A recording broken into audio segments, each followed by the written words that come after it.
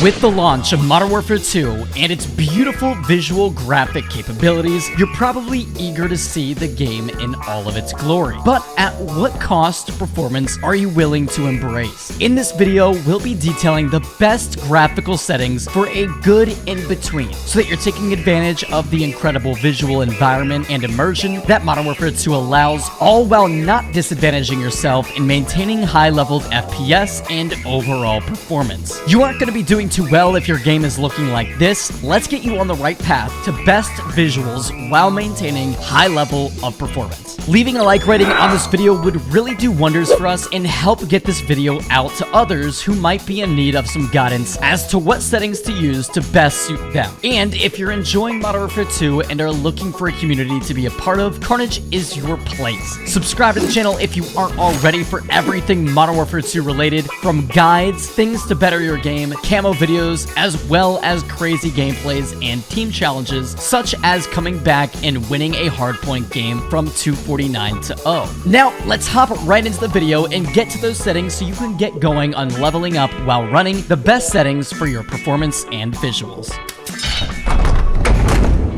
Alright, so we're going to go through these settings one by one and obviously highlighting the ones that are most important and most crucial to making your settings at the best they possibly can be. There are a couple settings that a lot of times they seem like they're straightforward, but a lot of people have glanced over these and you honestly might not even know that these settings aren't what they should be. So I would double check these just to make sure that you're not making any mistakes that you don't have to be. So right off the rip, we have our display mode. The game will prioritize or be prioritized if you are on full screen exclusive. So you have to make sure that you're on full screen exclusive. Now, I want to preface this entire video with the fact that obviously you can only work within your frame of capabilities, depending on what your GPU, what your computer is able to handle. So do keep that in mind while I adjust these settings. But these settings, for the most part, should work for anybody, regardless of what kind of computer you are running. I just myself upgraded from a 1080 to a 3080 Ti,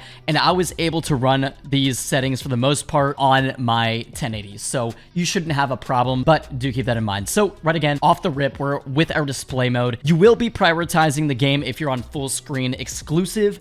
Full screen borderless is what a lot of people will end up getting tricked by and have their game set to, but I'm telling you, your game will be prioritized. It will look better and run better and feel better. Your performance will be through the roof when you're on exclusive. You have to be on full screen exclusive, so make sure you're there. Next up is display resolution. Make sure this is set to auto or to the max resolution that you're able to handle. This can be reset even by restarting the game or loading up the game. It can be changed to a lower resolution, and trust me, you will notice a difference. So make sure that this is on auto or your max resolution. Dynamic resolution, we're gonna go ahead and turn this off. For aspect ratio, we're gonna have this on automatic. These will both be off. Custom frame rate limit, you can change this. I would recommend changing it a little bit higher so that you're able to handle it. Again, if you're having a computer that's struggling, turn this down a little bit so it's not pushing its limits and affecting performance. And on top of that, you don't want to have it set to a frame limit that you're not able to even handle, so make sure that that is adjusted accordingly. For my menu custom frame rate limit,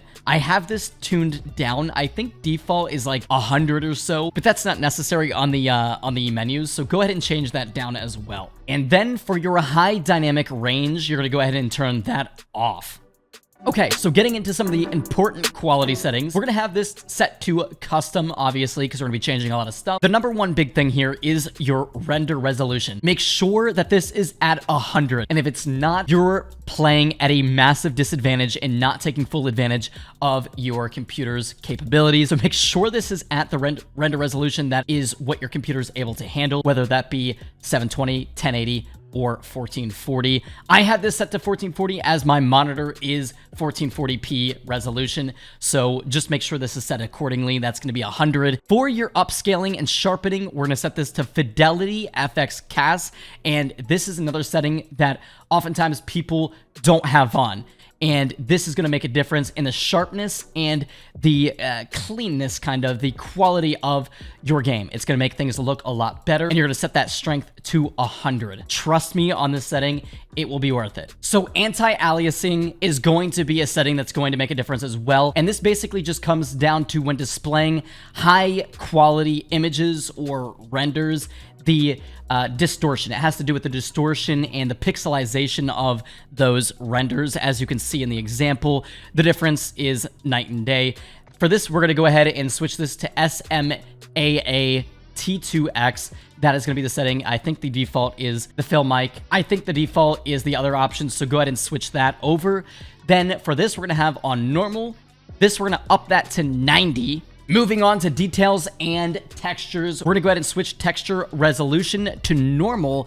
And when it comes to these settings, obviously it's dependent on how good your computer is. But even if your computer is extremely good, you're going to want to turn these down to get the best of performance. That is FPS, even perfecting your visuals and your ability to point out enemies and see enemies and just how smoothly your game is going to run. Even with the best PC, you're going to want to turn these down, in my opinion.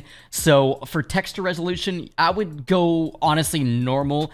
Anything lower is going to be a big difference in quality degradation, and high is just too high. I mean, so normal is going to be where you want to be, because it's, at the end of the day, it doesn't really matter. You want to be able to play good. You want to have your game running smoothly. For texture filter, you're going to have that on normal. For nearby level of detail, you're going to set this to low, because honestly, it doesn't matter. When things are up close, you don't want to lose that FPS in rendering those close by images, because you can see them, you know, it's not that big of a deal to see those details.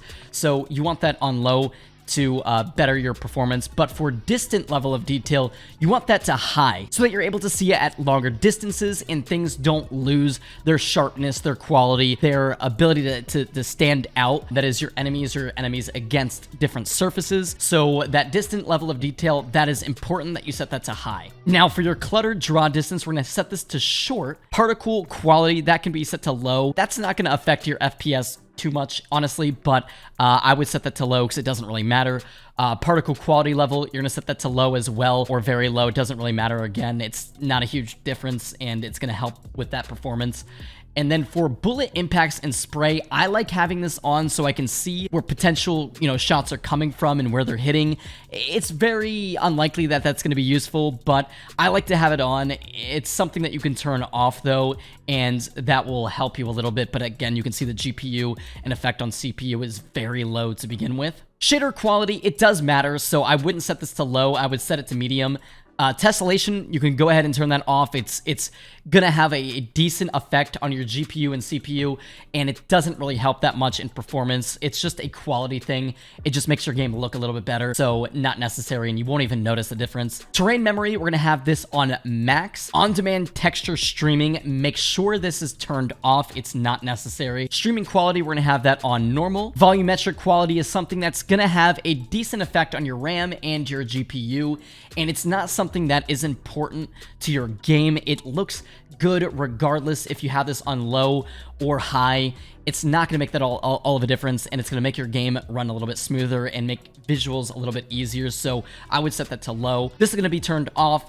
Water caustics is not necessary at all, so turn that off. That's gonna help with performance a little bit. Shadow map resolution, again, not super necessary. At low, you're getting what you need out of it. Screen space shadows off. This is going to be set to low. Spot cache to low. Particle lighting, not necessary, so turn that down to low as well, or normal would be fine. Ambient occlusion will be turned to off, again, something that will make your game look better, but not necessary. Screen space reflections will be turned off, and static reflection and weather grid will be turned to low. And then some settings that I guarantee will make a difference. I cannot describe how important it is to set these. A lot of you guys might already know this, but depth of field is going to be turned off. This is something that's going to blur out things that are out in the distance. So when it's turned off, out of focus blur effect is disabled. This will make your visuals, especially your enemies in a distance, a lot easier to see. This is just a direct disadvantage. These settings that we're about to look at are for simply immersion. It's not even quality, it's immersion. It's how realistic do you want the game to feel, how much you want to feel like you're in the actual boots of your soldier. And at the end of the day, when it comes to performance, gaming advantage, you don't want that. It's not going to be good for you. It's going to actually hurt you in multiple ways. So we're going to turn depth of field off. World motion blur, you might be feeling a little, nauseous when moving around. It's that blur effect when you move, that blur effect in the map and whatnot that will blur out enemies. So you want that to be turned off. And weapon motion blur, the same thing is the case here. Turning this off will make a huge difference. I highly recommend it. These three things actually are things that you do not want on. So go ahead and turn those off. And then lastly, our film grain effect, we want that turned all the way down to 0 as well. It has the same kind of effect of that visual noise. You want to reduce that visual noise as you want things to be clear to you. You want things to be, stand out and whatnot. So this is something that I would recommend turning off as well. Okay, now moving on to our view tab. For field of view, this is something that finally is allowed for console players, so this will apply to literally anybody. Field of view is super important. If you're still playing on 80 field of view, make sure to make that change. It's gonna feel weird at first, but trust me, with time it's going to grow on you and you will get used to it, and you will be at such an advantage over your enemies if they're not using it. Especially, you're only putting yourself at a disadvantage putting yourself on 80 FOV, as you won't be able to see enemies in your lines of sight. They'll be visual to you and they might be able to see you, but you won't be able to see them, and that is a big disadvantage. So change that to anywhere between 105 to 120. 120 is max, and honestly, at a distance, your enemies are going to be super small. I don't think 120 is necessary. I like to personally be between 110 and 115. I feel like it's the perfect in between of not disadvantaging myself and getting that ability to look like I'm moving faster, because I know that's a big complaint of people that are playing on 80 FOV. They feel like they're moving super sluggishly. So move that to 110 to 115, 120 if you're feeling it. This is something you want to change. Your ADS field of view is something that it really just depends. I personally like affected. The description for affected is aiming down sights zooms to a value closer to the field of view setting. Only applies to low magnification levels, less than 3.25. That's talking about the optic that you have on, including iron sights. And independent is aiming down sights zooms the field of view to its usual value. So it just depends. I personally like using affected, but independent honestly might be more beneficial. That's just a personal preference. It all just comes down to, what works best for you. Weapon field of view, we're gonna keep that on default. And then lastly, the last setting is the first person camera move. We wanna switch that from default or less down to least. Trust me, in reading the description of this, you are going to want to make that change.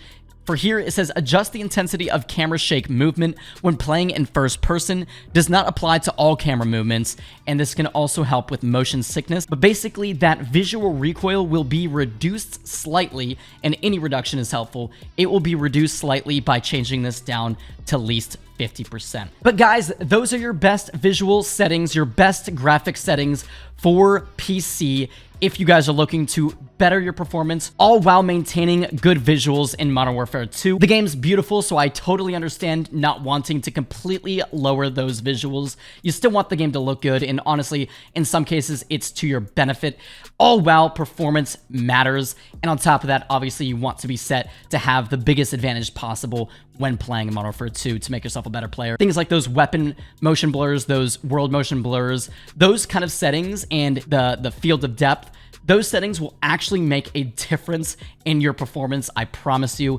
So after these changes, let us know if they were helpful. Drop a comment letting us know. We would love to hear. And with that being said, drop a like, subscribe to the Carnage if you are new. Hopefully you found this video helpful. We have tons more Modern Warfare 2 videos coming out. And with that being said, hopefully you have a fantastic day. Enjoy leveling up in Modern Warfare 2, and we'll see you guys in the next one.